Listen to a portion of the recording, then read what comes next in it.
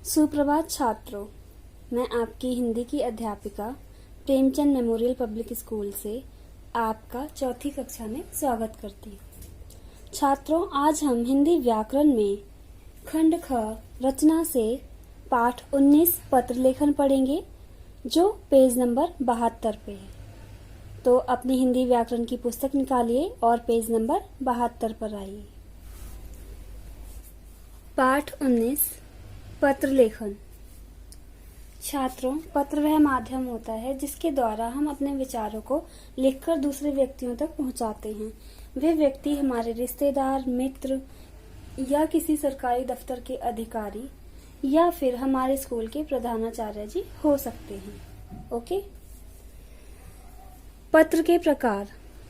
पत्र दो प्रकार के होते हैं। पहला, निजी पत्र। मित्रों, संबंधियों, प्रियजनों, परिवार के लोगों को लिखे जाने वाले पत्र निजी पत्र कहलाते हैं। निजी पत्रों को घरेलू पत्र भी कहा जाता है।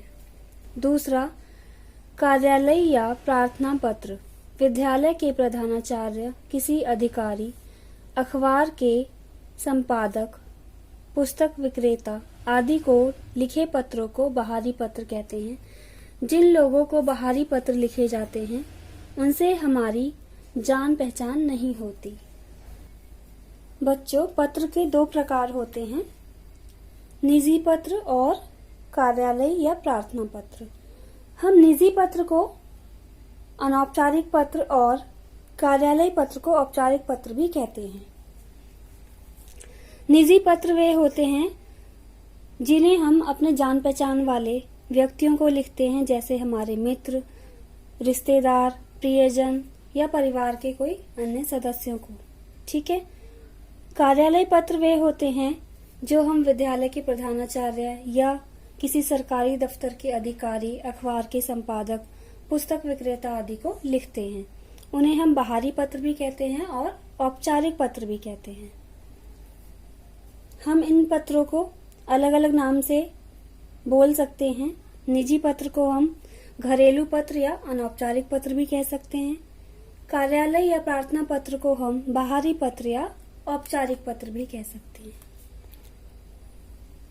पत्र लिखते समय ध्यान रखने योग्य बातें। पत्र लिखते समय ये बातें ध्यान में रखें। पत्र की भाषा सरल हो, वाक्य छोटे छोटे हों, उचित संबोधन का प्रयोग करें।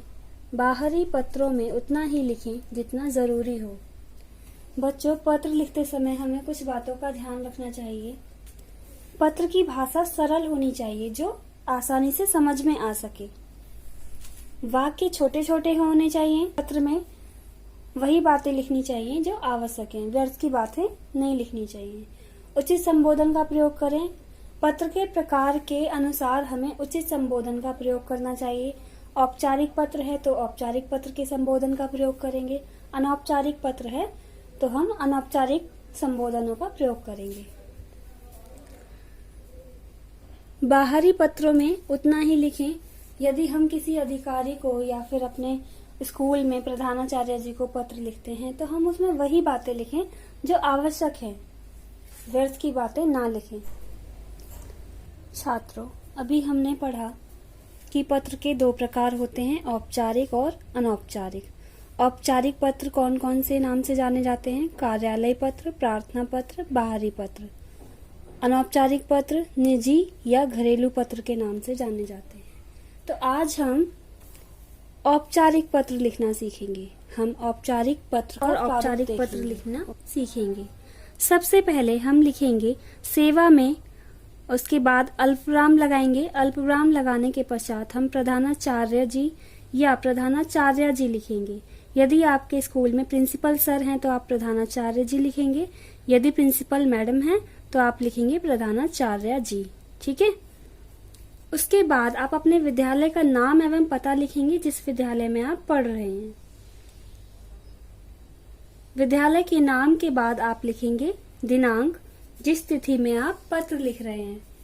उसके पश्चात आप लिखेंगे विषय, विषय का उल्लेख करेंगे। छात्रों, विषय का उल्लेख हम इसलिए भी करते हैं ताकि जिसे हम पत्र लिख रहे हैं चाहे वे हमारे स्कूल के प्रधानाचार्य जी हों या किसी सरकारी दफ्तर के अधिकारी या संपादक आदि। तो उनके पास यदि हमारा पूरा पत्र पढ़ने का समय ना हो तो वो विषय पढ़कर हमारी बात समझ सकते हैं और उसका समाधान कर सकते हैं। इसलिए पत्र में विषय का उल्लेख करना अति आवश्यक होता है। तो हम यहाँ पर औपचारिक पत्र अपने स्कूल के लिए लिख रहे हैं, तो हम उसके अनुसार यहाँ पर विषय का उल्लेख करेंगे। ओके।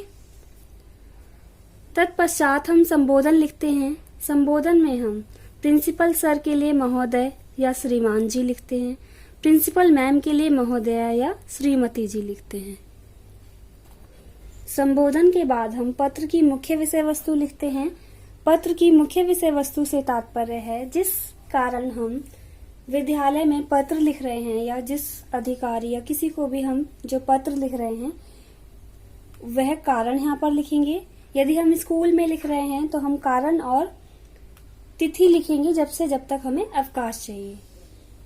तत्पश्चात हम समापन लिखते हैं। समापन के बाद हम धन्यवाद व्यक्त करते हैं और धन्यवाद के बाद हम लिखते हैं आपका आज्ञाकारी शिष्य। यदि आप छात्र हैं तो आप ये लिखेंगे और यदि आप छात्रा हैं तो आप लिखेंगी आपकी आज्ञाकारिणी शिष्या। ओके। यदि आप बॉय हैं तो आप ये वाला लिखेंगे और गर्ल हैं तो आप ये वाला लिखेंगी। उसके बाद आप यहाँ पर अपना नाम, कक्षा, अनुक्रमांक लिखेंगे। अनुक्रमांक मीन्स रोल नंबर। ओके।